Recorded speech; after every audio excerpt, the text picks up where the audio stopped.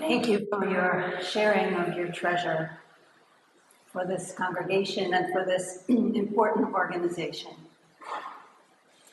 The reading I'd like to share with you today to introduce our message is from the Reverend Dr. Kate Walker, and it's called In Between. In between is that liminal space where we wait, between moments, events, results, action, no action, to wait on the threshold, waiting for something to end and something new to arrive. A pause in the rumble of time, awareness claims us alert, shadow of something different. In between invitation and acceptance, in between symptom and diagnosis,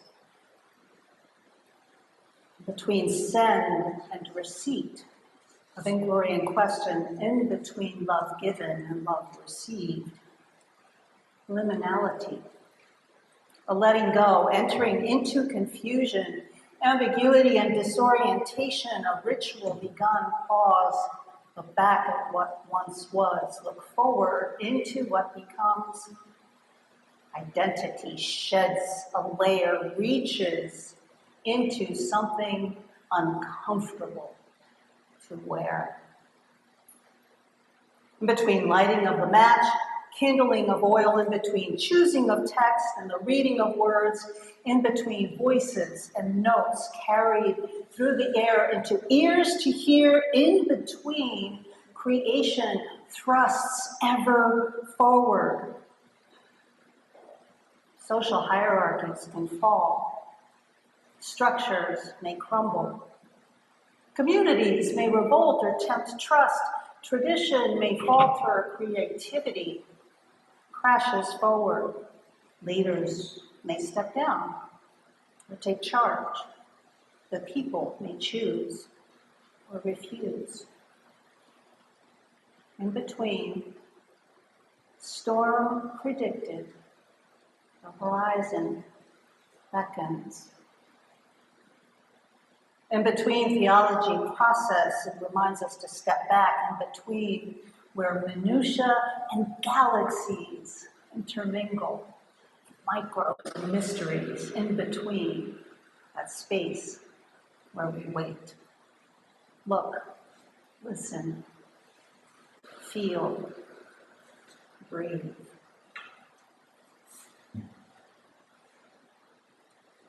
On the morning of September 11th, I was on a train coming from Delaware to New York City. I'd been contracted to do a couple of days of consulting with one of the world's largest reinsurance companies, which, as irony would have it, turned out to be the reinsurer for the Twin Towers. And we were, rumbling along, made it through Philadelphia, Trenton, heading up towards New York. And as we were getting closer to that part of the Hudson River where you could begin to see across the river to New York, phones started ringing and voices started speaking in the train car. And questions and anxiety and the voices raised. Fear. And we all watched. As we got closer to the Twin Towers, we were all staring at the windows of the train, and we saw at that moment that one of the buildings was already in flame and covered with smoke, and there was a plane that looked really, really small headed toward the second tower. By this time, the noise in the train car had gotten really, really loud, and as we made it into Grand Central Station, we learned that this was the last train that would be allowed in or out of New York City. So we stumbled off the train, not really knowing what to do. I made my way, I don't know why, to the corner of 7th Avenue. And as I looked down 7th Avenue, I watched the second tower fall. And while I can see that as clearly in my mind right now as I did in that moment, it did not seem real or possible.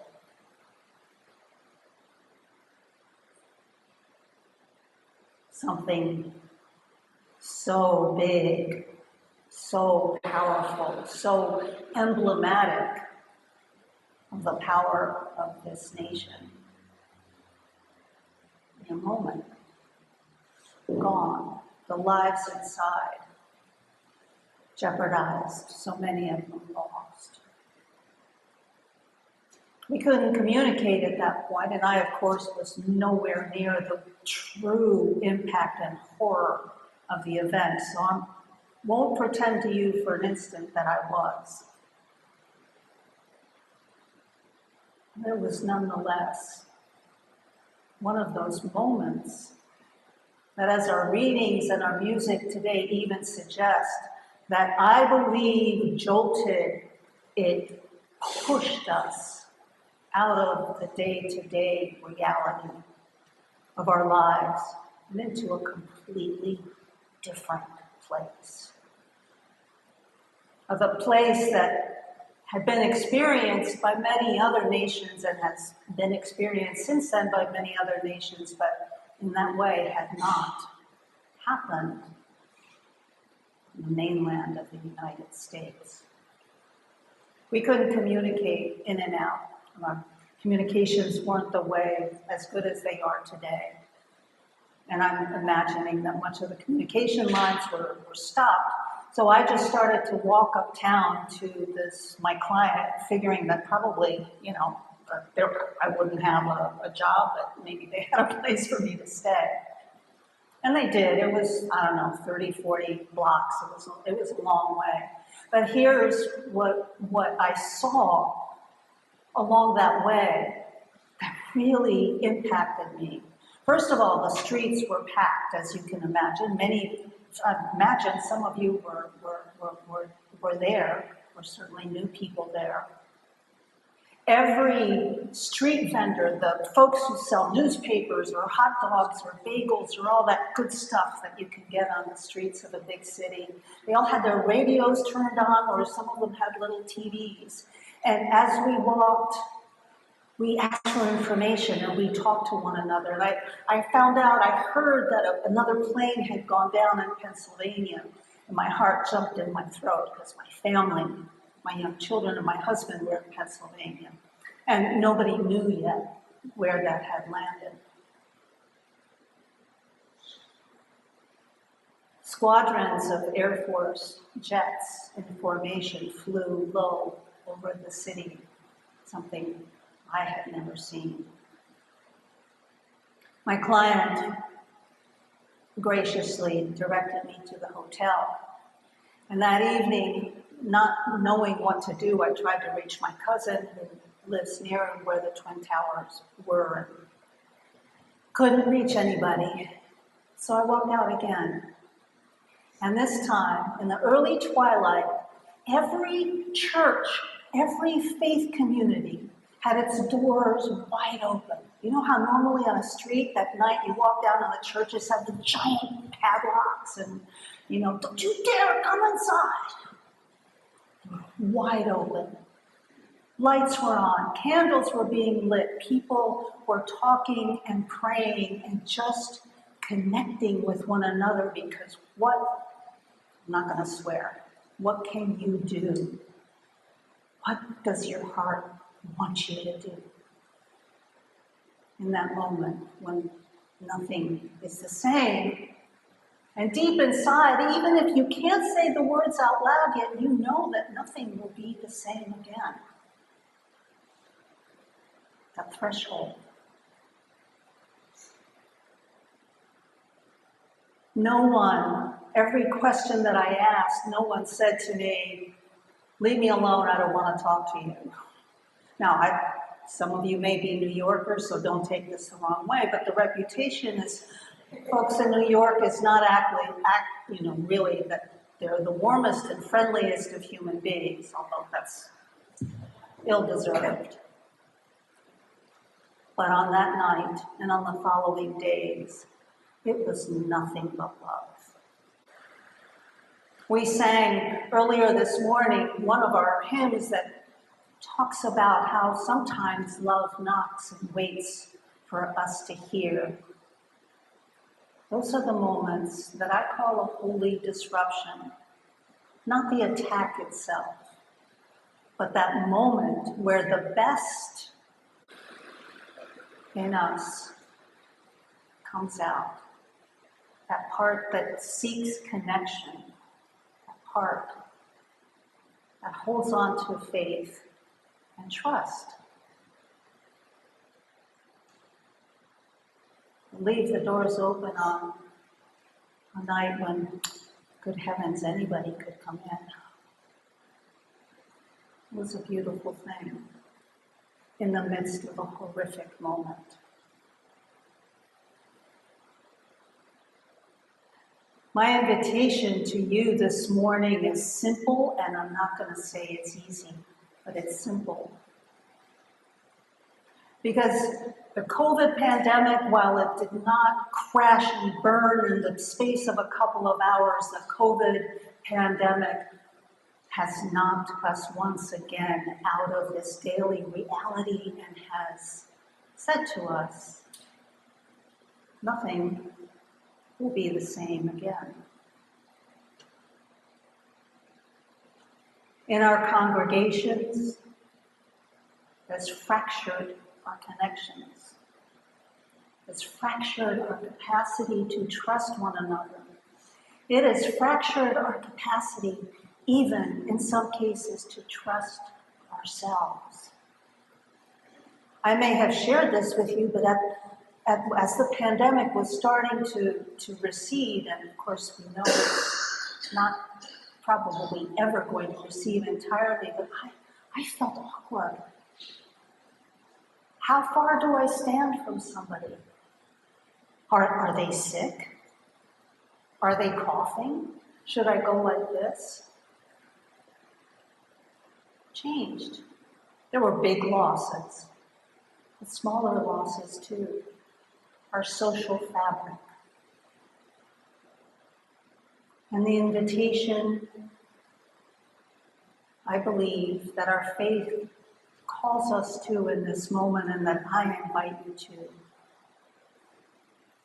is to place yourself in that threshold.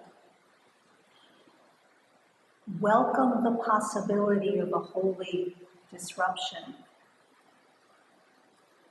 Welcome the possibility that this religious faith community, along with hopefully many, many others, can come together just like folks in New York did.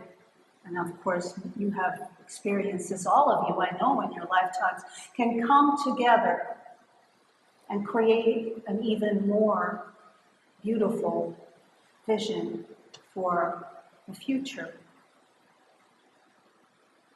I'm going to invite us specifically to imagine and to place and to look at one another and say, let us be together in a holy disruption for the sake of our faith formation as a denomination, not just of children and youth, but of all of us. Because this is essentially, my beloveds, that message that I experienced in New York that I tried to describe, and probably not super well, is essentially the message of our faith. That connection and love for one another and care for one another is always the answer. Why couldn't we, once we experience that, unity, I'm not going to talk about Rudy Giuliani. I can't, it's too soon. Once we experience that, why couldn't we stay there? Once we knew how fantastic it is, why couldn't we stay there? Because it's hard. It takes work. It takes effort. And so we do generally one of two things. We get angry at the difficulty of and the impossibility of it being forever. That beloved community really can't happen, we tell ourselves. Or we throw ourselves back into a vision of the past that wasn't true. Meaning, no offense to anyone's political convictions, and I mean that. To me, the Make America Great Again movement is about doing that. It's about looking at the future, looking at the invitation of that holy disruption, and saying, let's go back to a time that really didn't exist. It's better that way. The message of our faith is not that. And if we teach one another anything, if we teach our children, our youth, our elders, and everyone in between anything,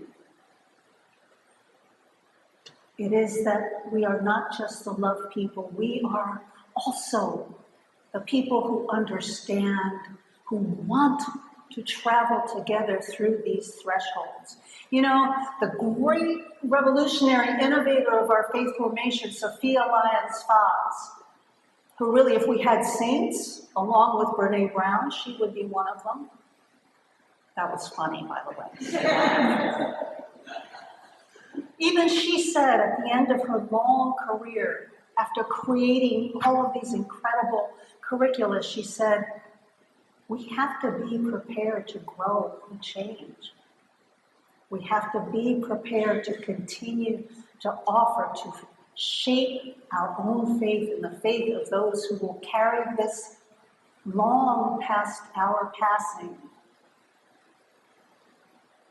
for the things we believe in. The inherent worth and dignity, the inherent goodness within us, the possibility, the reality of community hoping and working together. Not one of you that I've spoken with in these last 6 weeks has failed to mention the anguish in this congregation around a faith formation. And I use that term instead of religious education because education implies the transfer of information, which is awesome. But what we're really talking about is the same thing we come here for, to be shaped, to be transformed, to be held as entire human beings. All of you have shared with me in one way or another the anguish over this. And I say to you, you have a team of folks who have been working incredibly hard to understand and to articulate the depth of what can be done, how we can together as a community find, hone, enjoy, not a new, but a developing vision of what is sustainable for the future.